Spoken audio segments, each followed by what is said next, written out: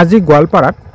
অসম ৰাজ্যিক অংগনবাড়ী কৰ্মী সহায়িকা সন্থাৰ বৰ্তমানৰ সভানেত্ৰী জয়মতী দাস বাইদেউৰ নেতৃত্বত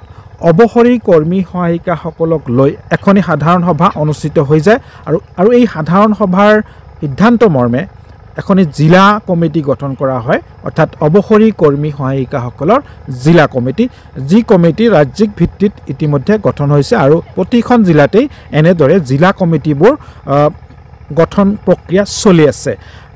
যাৰ যোগেদি এই অৱসৰী কৰ্মী সহায়িকাসকলৰ যি নিশ্চিত পেঞ্চন গ্ৰেচুইটি ইত্যাদিৰ কাৰণে দাবী জনাব আৰু তাৰ কাৰণে কাম কৰি যাব এই সন্থাৰ দ্বাৰা। আৰু যিসকল ইতিমধ্যে বহু দিনৰ পৰা সংগ্ৰাম কৰিছে মাননি বৃদ্ধিৰ ক্ষেত্ৰত, বৰ্তমান কৰ্মৰত অৱস্থাত যিসকল কৰ্মী সহায়িকা আছে তেওঁলোকৰ যি মাননি একেবাৰে ন্যূনতম এটা মাননি আৰু এই মাননি বৃদ্ধিৰ এটা ভাল খবৰো তেখেতে দিছে। নিশ্চয়কৈ আপোনালোকে ভিডিঅ'টো শেষলৈকে চাব, যিহেতুকে সমাজ কল্যাণ বিভাগৰ মন্ত্ৰী ডাঙৰীয়ানী অজন্তা বাইদেউক এই সন্থাৰ বিষয়ববীয়াসকলে লগ ধৰিছিল যোৱাকালি আৰু ভাল খবৰ দিয়া বুলি তেখেতসকলে ইতিমধ্যে আশ্বাস পাইছে। গতিকে আশা কৰিব পাৰি কৰ্মী সহায়িকাসকলৰ মাননি বৃদ্ধিটো এটা নিশ্চিত ৰূপে মাননি বৃদ্ধি হ'ব বুলি আশা কৰা হৈছে। এইটো সময়ত দেখিবলৈ পোৱা যাব কিমান বৃদ্ধি হয়, কিন্তু বৃদ্ধি হ'ব এই কথা নিশ্চিত। আৰু যি উপসমিতি গঠন কৰি দিছে সেই উপসমিতিও বিষয়টো খুব ভালদৰে লৈছে আৰু এইটো নিশ্চয় এটা সুবিবেচিত বিষয় হ'ব, কৰ্মী সহায়িকাসকলৰ বাবে এটা ভাল খবৰ আহিব। এতিয়া মন্তব্য শুনাবলৈ লৈছোঁ অসম ৰাজ্যিক অংগনবাড়ী কৰ্মী সহায়িকা সন্থাৰ সভানেত্ৰীগৰাকীৰ মন্তব্য শুনক। যদি চেনেলটোত আপুনি প্ৰথম হৈ আছে তেন্তে ছাবস্ক্ৰাইব এটা কৰি দিবলৈ পাহৰি নাযাব। ধন্যবাদ। বাইদেউ, আজি আপোনালোকে ইয়াত যি আলোচনা কৰিলে, বহিলে, কমিটি বনালে, অৱসৰী যিবিলাক কৰ্মী সহায়িকা আছিলে আপোনালোকে বহি আলোচনা কৰিলে, সিদ্ধান্ত কি হ'ল আৰু লগতে আপুনি এই সকলো অৱসৰী যিবিলাক কৰ্মী সহায়িকা আছে তেখেতসকলক কি মেছেজ দিব বিচাৰিব? হয়, যিখন আমাৰ আচলতে ICDSৰ জন্ম ভাৰত চৰকাৰে দিছে আৰু মিনিমাম যিটো সা সুবিধা ভাৰত চৰকাৰেই দি আছে, কিন্তু যিহেতু ৰাজ্যই পৰিচালনা কৰিছে সেইটো কাৰণত ৰাজ্য চৰকাৰৰ পৰা কেতিয়াবা আমি কিবা কিবি বিচাৰি লওঁ আৰু ৰাজ্য চৰকাৰেও, সন্মানীয় ৰাজ্য চৰকাৰেও আমাক একেবাৰে নুই কৰা নাই। উদাহৰণস্বৰূপে যোৱাকালি আমাৰ অসম ৰাজ্যিক অংগনবাড়ী কৰ্মী আৰু সহায়িকা সন্থাৰ নেতৃবৃন্দক অজন্তা বাইদেৱে মাতিলে, ফাইনেন্স মিনিষ্টাৰে মাতি আলোচনা হ'ল। তাৰমানে আমাৰ মূলতঃ মেইন দাবী হ'ল মাননি বৃদ্ধিৰ দাবীটোৰ বিষয়ে যোৱাকালি অজন্তা বাইদেউৰ লগত আলোচনা কৰিলোঁ আৰু ESIৰ সুবিধাটো আমাক দিব লাগে, কাৰণ ইমান সামান্য মাননিৰে এগৰাকী ৱাৰ্কাৰ বা এগৰাকী হেল্পাৰে সংসাৰ চলাবই নোৱাৰে। তাতে বেমাৰ হ'লে কেনেকৈ মানে যিখন ডক্টৰে প্ৰেছক্ৰিপশ্যন দিয়ে ওচৰৰ ফাৰ্মাচীৰ পৰাই ঔষধ আনিবৰ কাৰণে নোৱাৰে, তেনেস্থলত বাহিৰত যোৱাটো কথা অংগনবাড়ী কৰ্মী আৰু সহায়িকাই ভাবিব নোৱাৰে।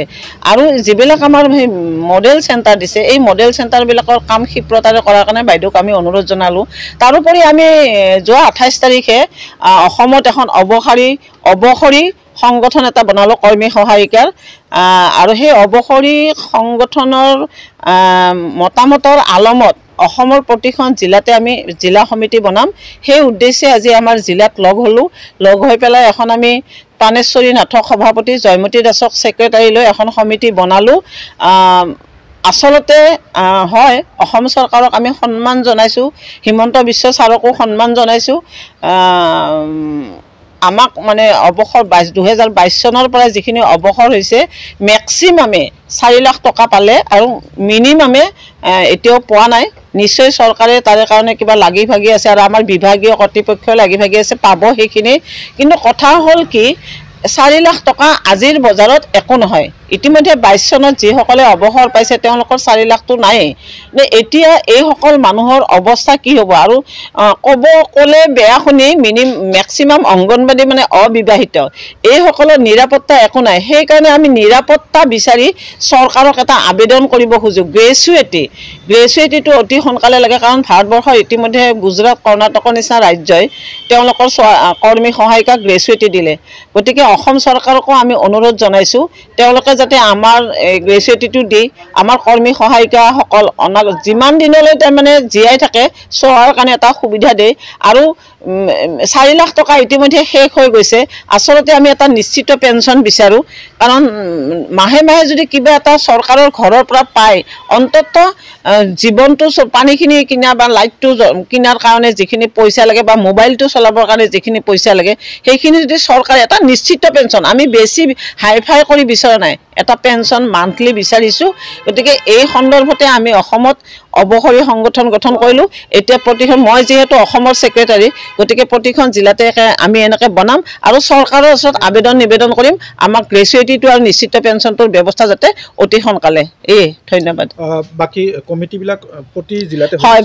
ইতিমধ্যে কামৰূপ জিলা মোক এতিয়া আমাৰ অসমৰ যিগৰাকী অসম ৰাজ্যিকৰ অৱসৰী সভানেত্ৰী তেওঁ এইমাত্ৰ মোক ফোন যোগে কৈছে তেওঁলোকৰ চব প্ৰস্তুতি হৈ গৈছে কামৰূপ জিলাত তেওঁ কামৰূপ জিলাত ঘৰ আৰু বাকিখিনি আমি লগ লাগি কৰিম আৰু প্ৰথমতে মই গোৱালপাৰাত কৰিলো আমাৰ গোৱালপাৰা জিলাত আৰু এই মাননী বৃদ্ধিৰ ক্ষেত্ৰত কেনেকৈ আশ্বাস পাইছে মানকালি কিন্তু আমি বহুত ভাল পালো বাইদেউৰ ব্যৱহাৰ পাতি মানে সুন্দৰ আৰু কৈছে কি আপোনালোকে মুখ্যমন্ত্ৰীক ধন্যবাদ হয় মুখ্যমন্ত্ৰীকে নহয় মুখ্যমন্ত্ৰী মহাশয়ে যিখন আপোনালোকক সমিতি বনাই দিছে সকলো সমিতিকে মানে আমি আন্তৰিক অভিনন্দন জনাইছো আৰু ক্ষিপ্ৰতাৰে তাৰ মানে কামখিনি কৰিব লাগে বাজেটত ঘোষণা হ'ব লাগে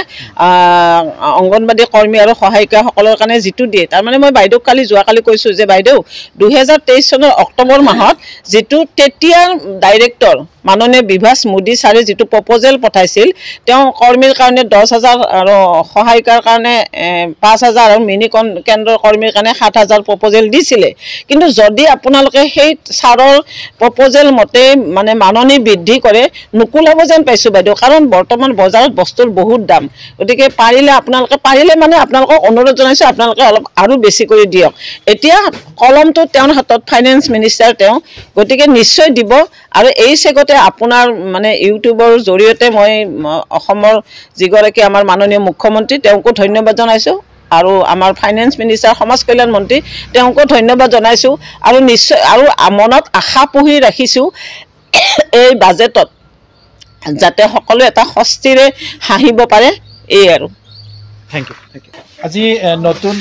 গোৱালপাৰা জিলাৰ অৱসৰী কৰ্মী সহায়িকাৰ যি আপোনালোকৰ সংগঠন সভানেত্ৰী হিচাপে প্ৰথম আপুনি কি ক'ব মই ক'ব বিচাৰোঁ আমি নিশ্চয় এই সমিতিখন যে গঠন কৰা হ'ল গোৱালপাৰা জিলাত বা অসমত এখন সমিতি গঠন হৈছে তেওঁতো তাতেও জয়মতী দিছে আমাৰ মানে গুৰুত্বপূৰ্ণ তাতেও এটা সম্পাদিকা আৰু আমাৰ গোৱালপাৰা জিলাতো এটা সম্পাদিকা আৰু মই সভাপতি গতিকে এই উদ্যমেৰে আমি যাতে অৱসৰখিনি নিশ্চিত পেঞ্চন আৰু গ্ৰেচুইটি লাভ কৰিব পাৰোঁ এই আশাৰে আমি সকলোৱে যাতে